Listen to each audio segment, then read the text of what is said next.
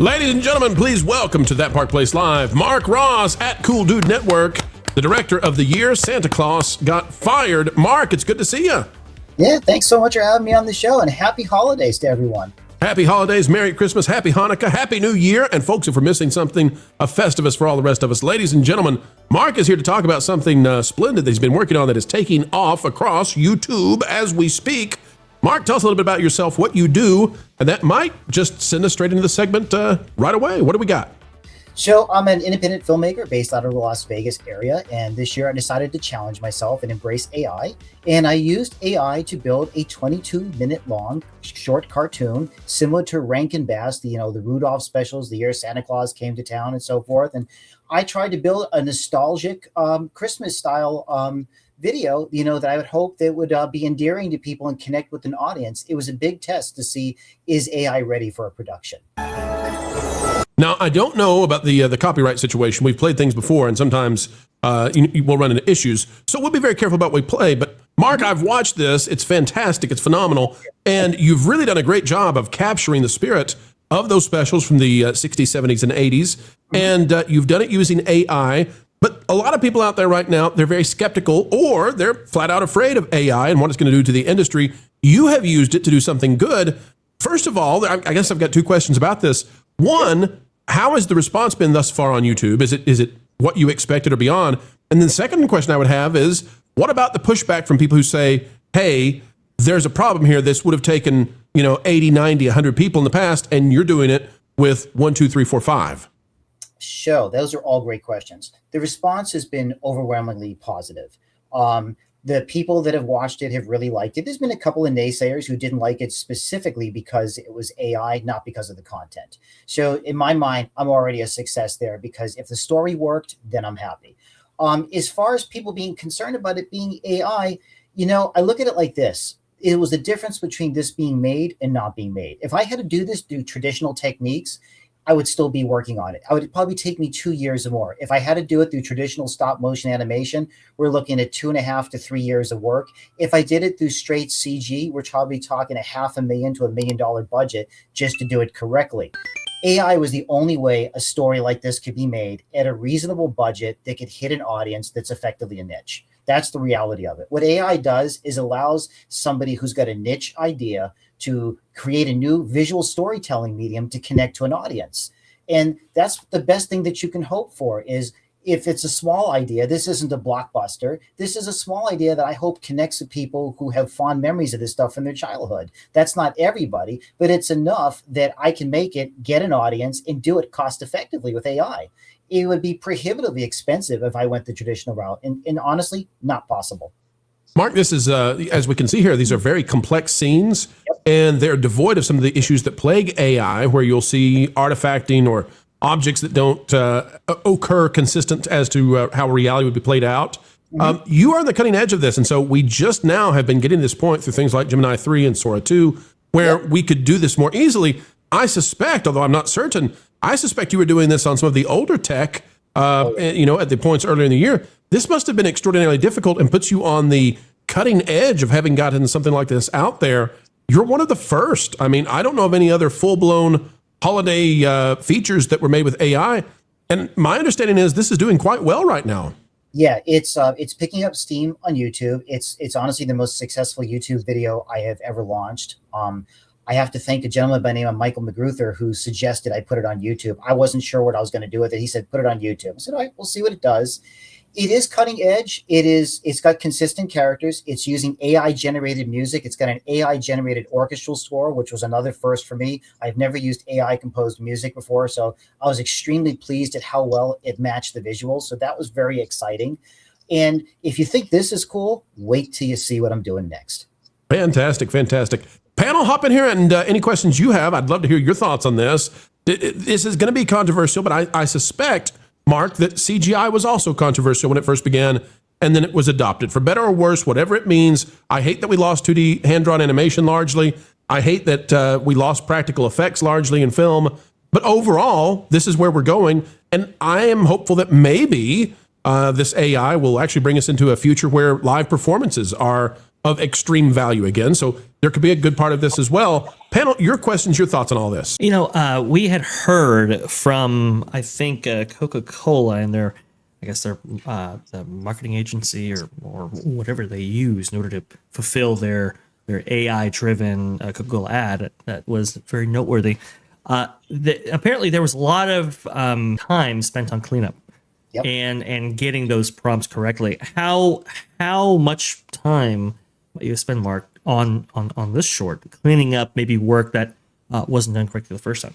So that's a fantastic question. So in traditional movies, you have anywhere from a 12-to-1 shot ratio of footage you acquire versus what you can use. On AI, I was averaging about 5-to-1. 5 unusable to 1. I had to do multiple re-renders. And then in the cases where I couldn't clean it up, I used my skills as an editor from a traditional filmmaking background to edit around those problems. And there's still some things I could not get around. You'll see them in there. I mean, plenty of people have pointed out the flaws in there, and they're there. I mean, if you look hard for them, you're going to find them. There's no use in even trying to hide it. But clever editing is a big part of it. And the retry thing is a big thing. You want to burn up AI credits or AI time and get expensive, it's the retries. As good as AI is, it's not 100% mature. Do you think we'll see maybe post-production switch to, okay, let's just clean this up in post with a more direct and surgical approach with actual artists? Do we see the tech going that way and maybe the production pipeline going that way? I think you're going to. It's already integrated into some of the tools. For example, in Adobe Premiere, if your clip runs short, you can use generative extend. You can actually extend a clip by 2 to 3 seconds by using generative AI directly into the production tools. What I would say is if you are an artist and you know how to use AI, it's like a talent amplifier. If someone is a traditional 2D artist or even a 3D artist and they put it into AI, they're going to be more productive than their peers who are not. They're going to be able to do incredible things. If I were a traditional artist, I would be embracing this right now. Mark, real quick, Mark, this is what we've been talking about. People, I needed to put a face with this because we've been saying that those of us who are immensely creative are the ones who are going to benefit the most in the beginning with AI because it opens up that pipeline. It completely condenses the overhead necessary. It lets your imagination go wild. And just to give an idea of what we're looking at here, folks, Director Mark Ross, 230 subscribers, 28,000 views. Yep. That is a phenomenal.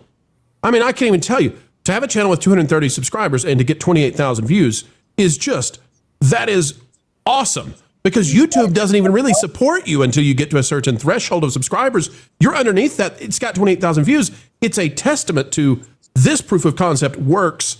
And I got a feeling that you're just getting started. I started with 18 subscribers before I released this video. So all of those subscribers came from the video. It's almost impossible.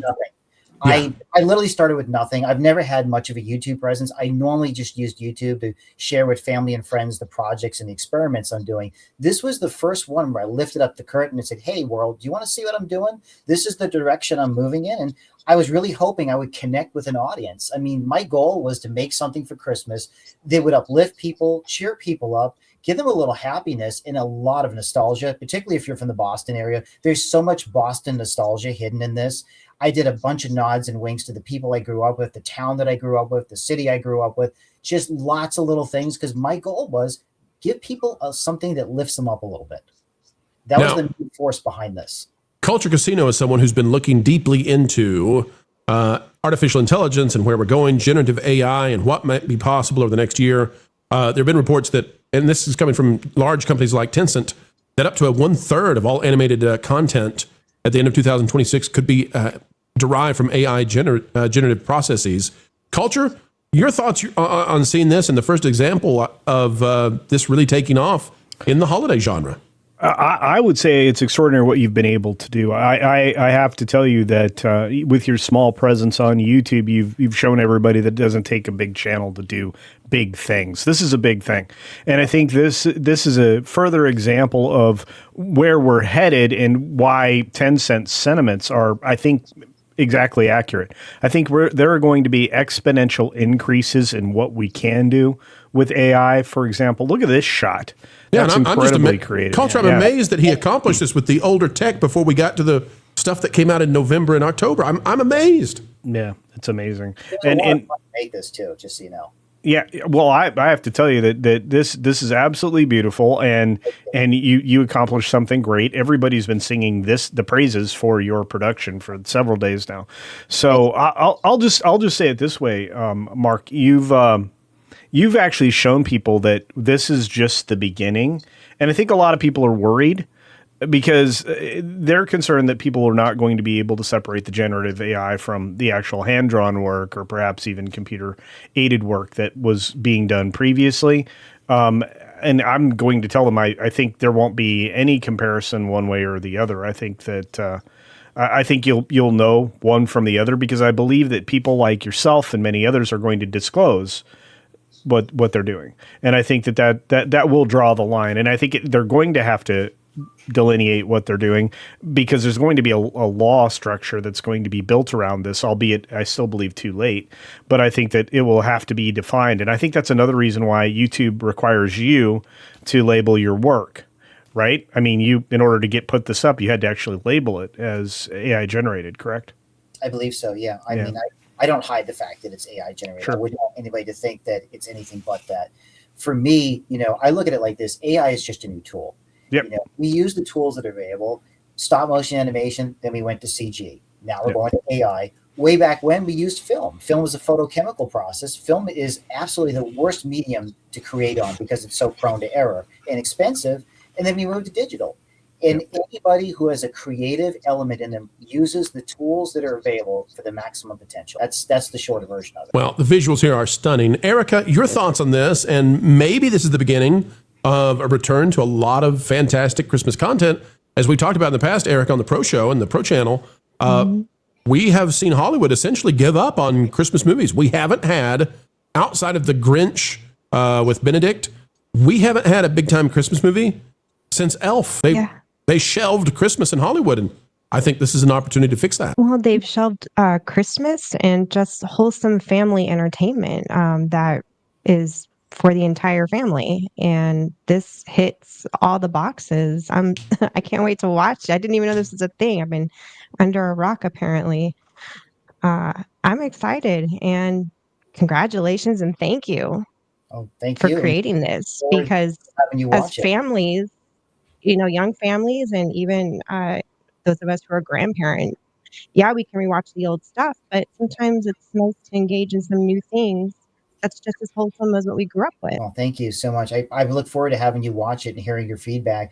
I made this for Generation X. Bottom line was Generation X grew up with these Christmas specials, and I made the villain, a Generation X style villain. And the joke here is that everybody in Generation X gets laid off or from a job at some point, and that's one of the themes in this, a very Generation X theme. I asked myself, if we're doing a modern Christmas special, what would Generation X relate to who grew up with the Rankin-Bass specials? Well, everybody in Generation X knows what a layoff is, so that's where we're going. Santa Claus awesome. Loses his job. And then, of course, everybody wants that revenge story. And how does Santa Claus get his job back and fix Christmas? There you go. Nolan, your thoughts on this? And I know, Nolan, you're a big fan of the Christmas specials of the past. Your thoughts on it? Yeah, no, first of all, I want to say big hats off to you, Mark. I know that it took a lot behind the production to get this made, and that YouTube success from going from like 18 subscribers to the amount of success you've seen, that doesn't happen overnight. It takes a lot of work, a lot of passion. I think like you have a lot of weight to your work compared to, say maybe someone just did one AI clip one time, or maybe he's only ever observed what's happened. When people actually go in and get their hands dirty, you have a lot of experience that can really help a lot. And I am very curious, if you don't mind, I'd really like to ask you a question on this. I know with AI, it's a scary, scary thing because there's a lot of things we don't know what the future holds. None of us are a psychic on what the future is going to be shown. We can make good theories, but of course we can't confirm. It's interesting as someone who's like one of the first, if not the first, to ever make a full-blown film with AI to this scale. It's probably scary on the pushback you're going to get, and I know it's coming from a lot of people who have grown up on the younger side, that a lot of the job industry was grow up as an artist, with traditional more 3D modeling, 2D art, whatever have you. What would you say to your, you're probably going to, I'm sure you're going to see a lot of pushback on this project and the accolades from your experience here. Do you think the industry is going to go in this direction? Do you think they're going to coexist? You have probably the best viewpoint on where AI is going in the future. And do you think it's something that everyone's going to be pretty happy going in the future with their movies and their Christmas specials? So the genie's out of the bottle. The industry is going to go here. There's no putting the genie back in the bottle. What I think this drives home is this. If you remember in the 1970s, the studios were director and creator driven. Movies lost that a long time ago. And that's one of the reasons we had so much trouble with movies is they're made by committee, they're made by analysis, they're made by demographic.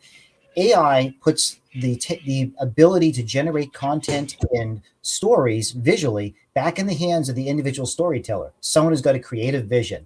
And I would tell people the smartest thing you can do is develop your own intellectual property, your own ideas. This is a vehicle for a storyteller to promote their ideas and create them. And I always say, are you a filmmaker or a storyteller? They're not the same. A filmmaker makes film. A storyteller uses any medium possible to put a story out there. And this will enable people. Everybody always says, I have this idea. Well, now with AI, you can make that idea a reality. It won't break the bank. You can sit home and prototype it, and you might even be able to use it to raise money for a full-length production. The other thing is, I believe that this will coexist very well with actors. My next project, which if you guys are amiable, I will lift the curtain on at another time, is going to mix live action, practical effects, real sets, and actors and show what that fruition looks like. I already have quite a bit of work done that I'll be pulling up the curtain on ever so slightly. But it proves it all works well together. If anything, it makes things better. Fascinating. Mark, what I'm hearing you say is that we're going to see a return to the creatives. Yes. Because of because of AI, you're going to see the build up, the kind of an anti Netflix approach to things where they don't really care. They'll just run through as many creatives as they can to put out as much AI or I should say non-creative slop that they've been doing even without AI. So this will actually build on what actual creatives are creating, including some of the writers that were let go post strike. One of my friends in the YouTube space, Michael McGruther, was from Hollywood. He was a writer, and he launched his own AI television show. I think it's called Long Haulers. And literally, he made a television show, a science fiction show, using his writing background to do an entire AI show once a week. And this gave him a brand new vehicle to promote his work. So Mark, let's wrap it up this way. And I am very impressed. I'd like to have you back on as we continue to cover this. You're on the forefront of it, and it's amazing. Mark, with the tools that are coming out in the next year, I know that it is astonishing how fast this is moving at an exponential rate. What are your expectations, though, for 2026 and what becomes possible, given that, honestly, you pulled this off with tools that I don't think were quite ready for it, and yet you did it? What are you able to accomplish in the next year with how rapidly this is going? So in 2026, I am scheduled to start lensing a film with an actress, and I'm going to make a mini Star Wars with this new AI technology. I literally am going to make my version of Star Wars. And I believe I can combine my traditional 3D graphic skill, my filmmaking skill, my AI skill, combine them all together and get a pretty good orchestral score out of the AI to make something that looks pretty darn slick. There you And go. I'll up-res it to 4K for distribution if I wanted to. I think it's now going to be possible. 2026 is going to be the coming of age of the filmmaker using the AI. There's no doubt about it. Everybody's going to use AI. They might even use it on set while they're lensing. I think you're going to see more people like me, and I think you're going to see some killer content. You're going to see great storytelling come back because the shackles are off. A person can literally have access to a production studio on their desktop in a web browser now. That was never possible before. So now you've got an orchestral score, you've got animation, you've got a prototyping department, you've got storyboards, you've got everything. So somebody now who's a really good storyteller, they're going to be limitless. You're going to see amazing stories come back. You're going to see content that you've been crying to see on this channel. I mean, I think everybody here understands the box office is dying. A lot of the content that you're seeing on streaming networks is bland. It's almost algorithmic in its plot design. You're going to see people who really have something to say, who want to make cool stuff, or in particular, you're going to see the rise of Generation X filmmakers who grew up with Starlog, Cinefastique, Fangoria, and all these magazines who had great ideas, who are from the Amblin era. You're going to see stuff like new Amblin films. This generation of filmmaker is finally going to get their shot. And it's going to be freaking cool. And you guys are going to love covering it because I think it's going to be the storytelling that you've been wanting to see. Well, Mark, it's amazing. We're supportive. We can't wait to see what you have coming out of your imagination and then going through all of the new tools of the new era. Folks, Mark Ross is at Cool Dude Network. The movie is The Year Santa Claus Got Fired. You can check it out by clicking the link in the chat. Get over there and give a subscribe, click a like, and share that out. Folks, we're looking forward to what it's all about when it comes to new content creators getting out there and doing special things. Mark, thank you for being here today, and Merry Christmas to you, sir. Happy holidays, everyone. Thank you so much. Thanks for watching That Park Plays News. For more information, consider checking out www.thatparkplace.com. And don't forget to subscribe, share, like, and send this out on your favorite social media accounts.